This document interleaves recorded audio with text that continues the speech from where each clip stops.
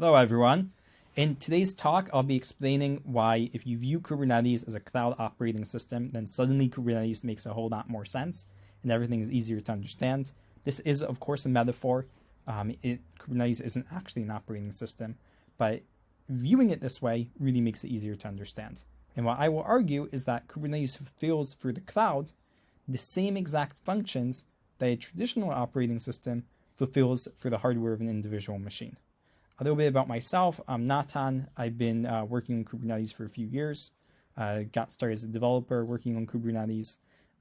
Then later on shifted and created my own startup. That's Robusta.dev, which I founded. We're trying to take Kubernetes, make it easier to use, make it easier to monitor. Most of what we do is open source based. And one thing that we've seen again and again is people sometimes come with this question of, okay, well, why do I need Kubernetes? What is it good for?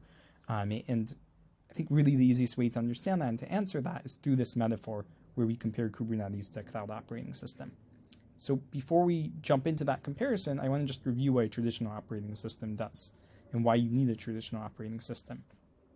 So I'm not going to touch on everything here, but I'm going to touch on a few things from this slide that I found online about what operating systems do. This was just the first result in Google, which was CC licensed, so I could reuse it in my slides. And basically all materials that you look at about an operating system will give similar goals. And the goal of an operating system, like Linux, like Windows, like Android running on your cell phone, is to really take the same hardware and on that hardware that you then run multiple processes. So you can run many applications. You want to run on multiple platforms, run the same application on different hardware. You want to be able to take a single device and then have multiple users on that device. So for a computer, that's kind of obvious. You have different users and they can each log in. On the server, different users can SSH in. Even on Android, really you're running different applications at the same time. So that's the multiple processes. But for security reasons, there's also stuff there with multiple users. Then next up is inter-process communication. So different processes can communicate with one another. So this obviously happens all the time. Like even just to give a really silly example, like you're in your browser and you click on a link for an email, and then suddenly it pops up like your email client. That's not really inter-process communication, but conceptually, I mean, it's a good way to convey like the goal that we're trying to accomplish there. Then terminal management is so you want to be able to like SSH in, you want to be able to run terminals and do various stuff there.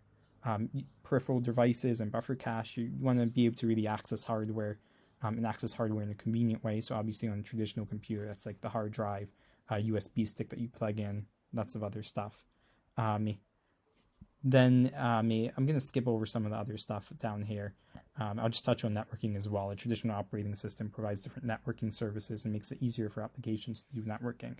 So the goal of an operating system, if I really summarize, is you're taking this hardware or a single machine, and then you're making it possible on that machine to do many things at the same time that don't interfere with one another. You're kind of isolating them a little bit, letting them each get their own resources. You're doing that for multiple processes, you're doing that for multiple users, you're letting them interact with each other in certain predefined ways. That's what the operating system is doing on that piece of hardware. And that's kind of from the hardware perspective, right? Or from the user's perspective, I can run multiple applications.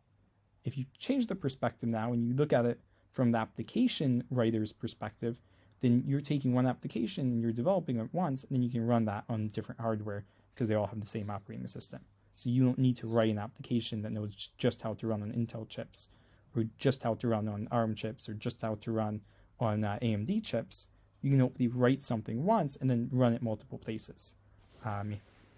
So that's kind of the goal of an operating system in the traditional world. Now, if we move over to the cloud world, I'm essentially going to argue that all of those same things also have to happen in the cloud world. They're going to look slightly different, but we have all those same goals. So let's get started, and I'm just going to look at now the core operating system services. And for each topic here, I'm going to explain what this would be in a normal traditional operating system, and then what the parallel of this is in the cloud. So one service that traditional operating systems do is they do scheduling.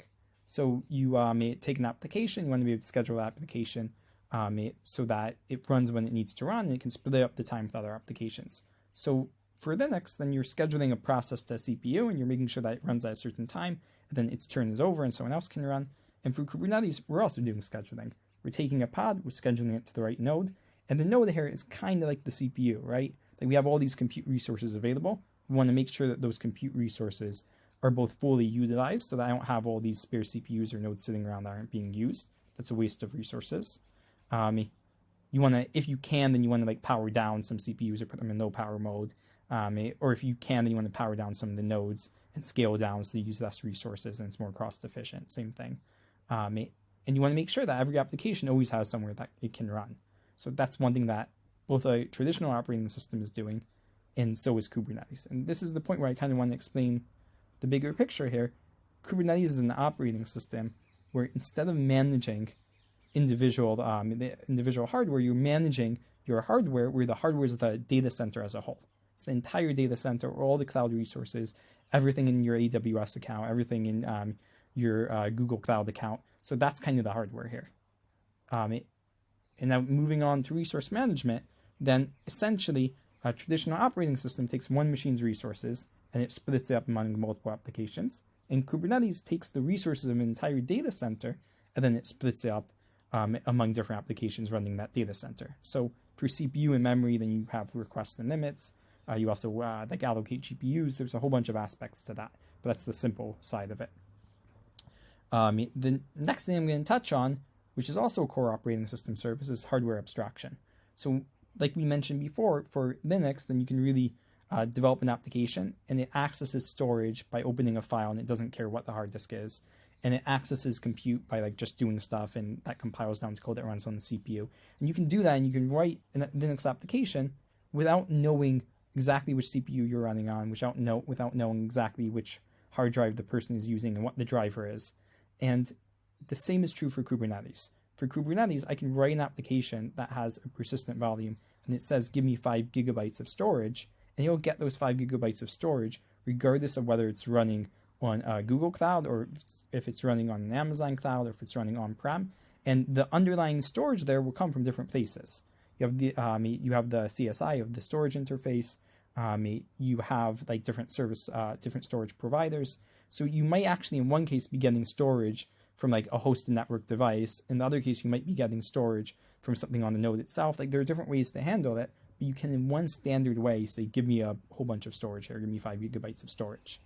And the operating system, in this case Kubernetes, and the plugin for each cloud provider will make sure that it knows how to handle the details of that.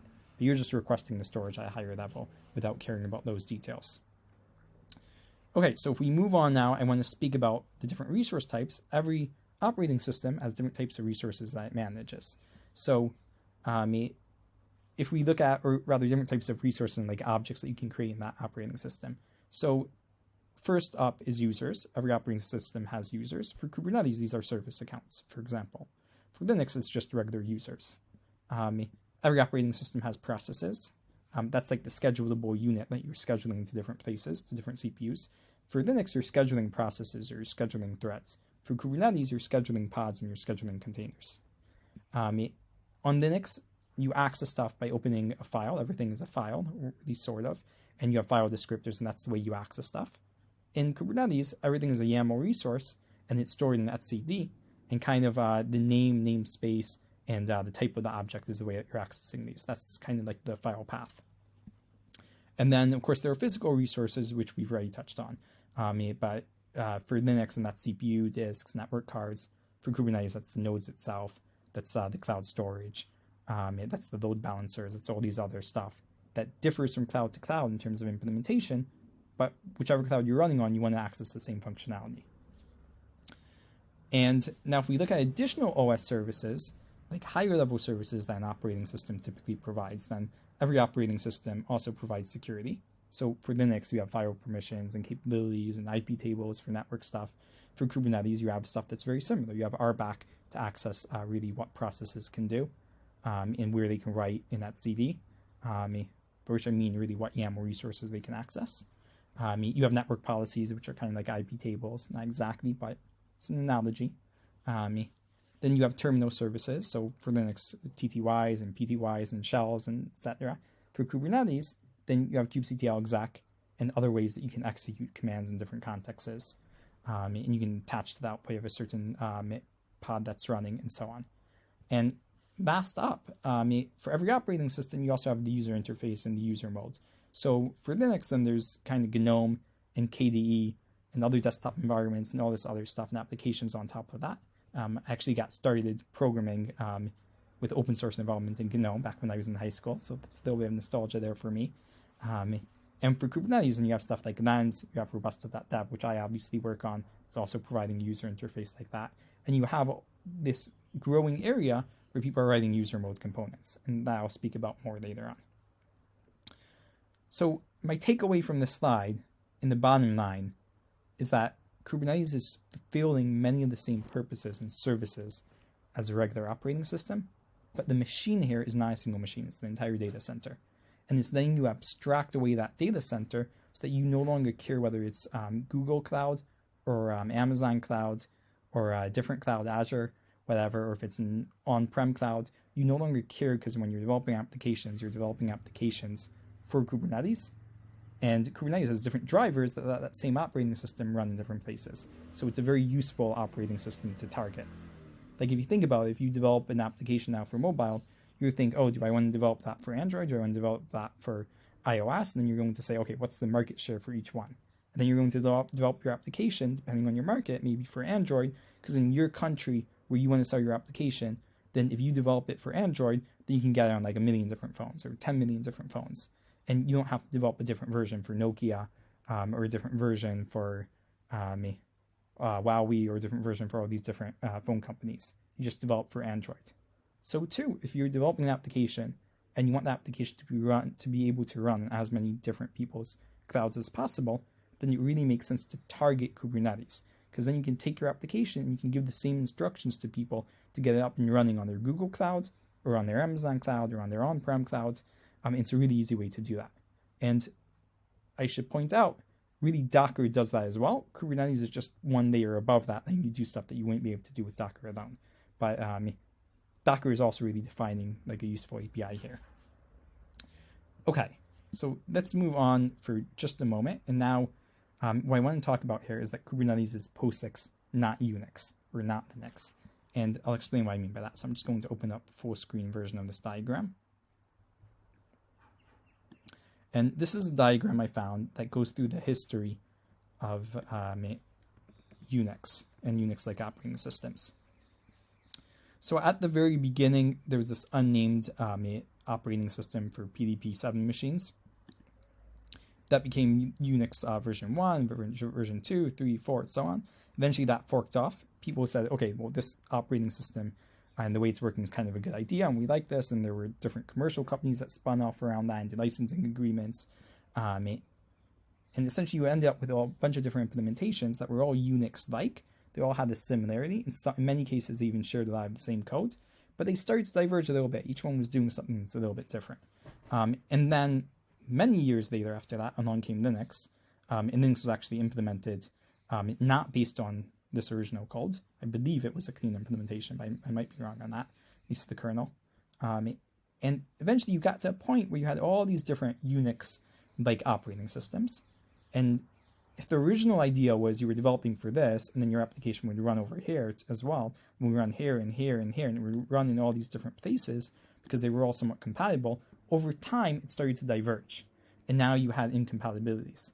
So along came POSIX. People said, okay, well, we should standardize this. Like all these operating systems, they have all these similarities, and they're all taking these really good ideas. So let's try and standardize that so that if I write an application, then my application can run in all these different Unix-like operating systems. And then POSIX came and it standardized the behavior. And I anticipate, and this is a prediction I'm making here, it's not something that's completely happened yet, but I am predicting that the same thing will happen for Kubernetes. We started off with one Kubernetes, and then we're already seeing different variations on that today, which often share many parts of the implementation. They share a lot of the same code. We have K3s, we have K0s, we have, like, I think there's micro K8s. We have all these different versions, as well as different distributions, and Kubernetes running on Amazon, Kubernetes running on Google Cloud, Kubernetes running on-prem with OpenShift, that's another one. So I anticipate, and I'm predicting here, that eventually we will not just have different variations on this, but these different variations will eventually not even share all of the same code.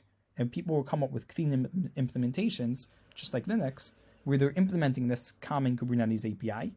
And in the case of Kubernetes, this API is the set of YAML files that you know how to accept, you know how to run, and the set of APIs that you give people with API server and so on. So I anticipate we will see alternative implementations, which under the hood look very different, but may still satisfy that same implementation so that you can take an application which was written to run on Kubernetes, and it will run in all these places as well.